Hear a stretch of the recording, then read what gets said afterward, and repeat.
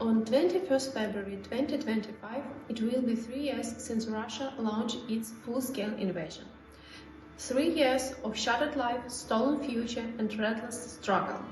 It's not just Ukrainian fights, it's a battle between freedom and tyranny.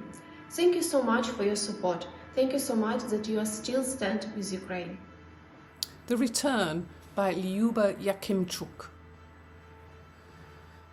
We want back home, where we got our first greys, where the sky pours into windows in blue rays, where we planted a tree and raised a sun, where we built a home that grew mouldy without us. But the road back home blossoms with mines, needlegrass and fog cover the open pits. We come back bitter, guilt-ridden, reticent. We just want a home back and a little peace, if only to go there, to breathe in the scent of mould, pulling yellowed photographs out of the family albums. We're going home where we won't grow old. Parents and graves and walls waiting for us. We will walk back, even with bare feet. If we don't find a home in the place where we left it, we will build another one in an apricot tree, out of luscious clouds, out of azure ether. Борис Гуменюк. When you clean your gun every day, rub it with aromatic oils, shielding it with your own body while getting wet under the rain, swaddling it as a little baby, even though you have never swaddled a child before. You're only 19, and you have no wife or child.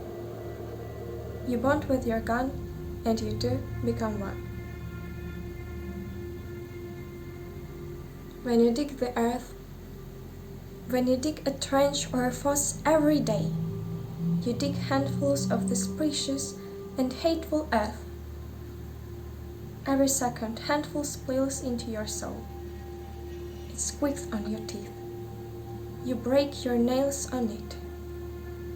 Actually, you have no and will have any other. You climb into it as into mother's womb. You feel warm and comfortable inside it. You have never felt it so close as now, and you two become one. When you shoot, even if it's a night fight and you do not see the face of your enemy, even if the night hides him from you and you from him and hugs each one as its own, you smell of gunpowder.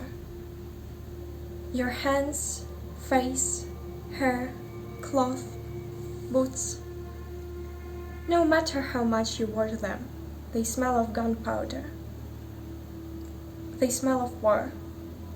Your smell of war. And you two become one. Who said that the words have no value now?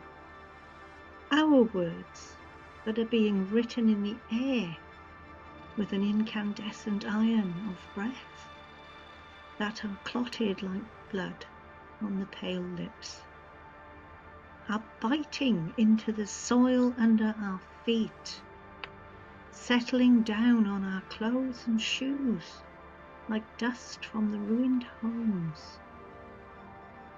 Our words are stretching to our dear ones, to everyone who is scattered all around the country's map that's shot through, along the tough connection wires attached to the heart, along the tight ropes of coalescing.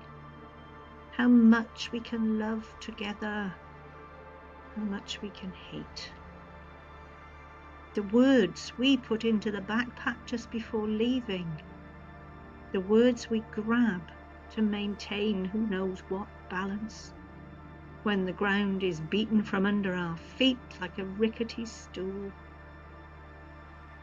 The words we are pressing to a gaping wound, the torn, tender belly of safety, still in their teens. Our words, hard and protuberant from rage black from grief, like a concrete ceiling of an old bomb shelter. There is nothing more durable than them, nothing more everlasting. We live in times when bombs are falling from peaceful sky on you and me, when my beloved and native town met thousands of refugees.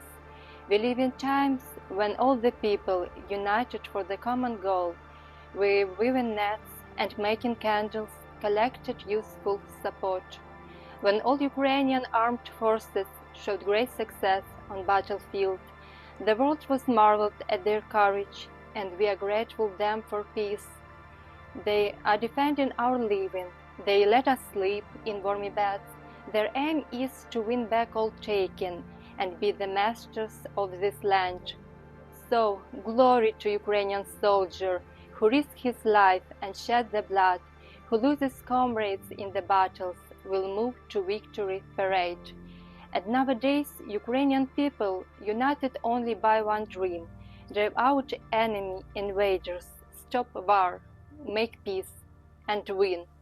Slava Ukraini, God save the King. I miss, oh, how I miss your eyes and your hugs in this crowded bomb shelter. It's suffocating here without them, but I'm still breathing. I smile at someone on autopilot. Now I go, now I return, now I'm doing something. Not what I would like to, but what I must. And all the time I'm afraid that the defenceless sun will perish in the sky.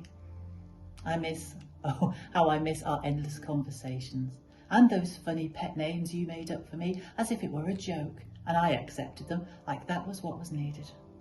And now, sometimes, when I think I hear them, I smile, and this time not on autopilot, but with some unconscious hope that the defenceless sun won't perish in the sky. I close my eyes and hear them again, and again, and again, and again. This is something I can't tell anyone, for who can understand the speech of two lovers like some kind of Esperanto? Maybe only the wind, and even the wind only pricks the ears stealing after us into this bomb shelter. I miss, oh, how I miss even the shortest moment which, until so recently, was known as happiness. I'm a battery that keeps going, even with a negative charge. Bell's wires scream in my throat. Everyone listens, but no one can hear how the low, anxious sound pulsates in the sky. It's the voice of God, God unneeded by anyone. For 10 whole days it's been raining red stone. It's time to read the manual of reincarnation. In case of emergency, 1. Break the glass of calm. 2. Erase the protective layer of fear. Look, here it is, the molecular formula of love. Use it, then pass it on to the children. Here is a poem by Katerina Babkina. And now this spring, the one that no one has wanted to meet. The shadows of birds are hiding around the ruined roads. The city stands still, not waiting for rain to fall on the street, but being palsied with grief for all the deceased souls. A fog full of blood will be spreading among the dark trees, and plants springing up in the fields will deliver black seeds. Though this is the spring that will take what it needs, and this very spring will give all it shall give by all means, by shedding the light of bright golden rays that heal each chest that is aching, each heart that is shrinking with pain. The future will come, it is for sure, and the sky will be clear, and those who survive will be living for those who aren't here. Rocket in the Room by Oksana Maximchuk. What the rocket has in common with the room full of children? is its current location. Somebody thought the rocket belonged in the room with children, and now it's here. In time, someone else will come and collect the pieces of the rocket and of the children, weeping and shouting insults at the sky. But for now, this rocket and these children are an unsorted matter, a puzzle awaiting a solution. And it's spring again. God, how much can a person overlive? To suffer, to cry, to burn with pain, and then feel an emptiness, and don't forgive.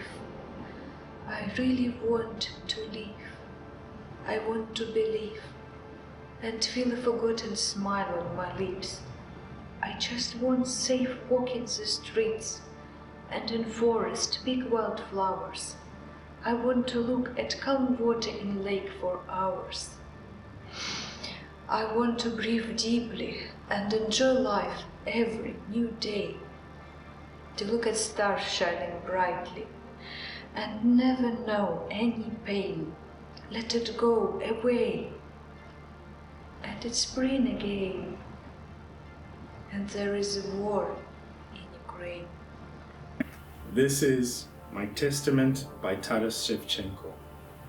When I die, you will me bury in this very grave, amidst the steppe fairy, and my country saved for the fields spreading there, and the Dnieper steep slopes, to be seen and heard the roaring of those, having buried, stand up, should be broken the chains, with the enemy's blood, the ground be stained.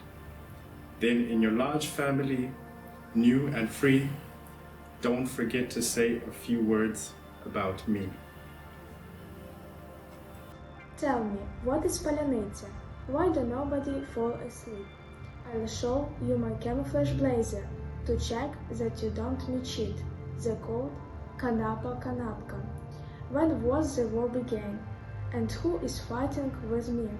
I will kill and occupy, I will burn a tank. It's all for you, my Annie, I love you, my dear friend. Under enemy tanks, on the fields, there will be rye and wheat wheats. Huge package of personal sanctions will be given to every Russian. Our land is their grave. We are sure there will be Ukraine.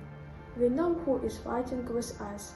I will kill and occupy, I will burn a tank. It's all for you, my Annie, I love you, my dear friend. Mariana Sav. My God spends the night assembling armed forces. He fights our battles and holds our lions taut. My God tolerates my screaming and curses and wipes his glasses for a better shot. My God doesn't hide behind backs of my people. He covers children with protective shroud. My God keeps buying hemostatic cans and stands in the queue to donate his blood. My God cannot sleep, but sleep doesn't matter, while the whole country stands guard in flames. My God allows me to be unforgiving and call all things by their real names.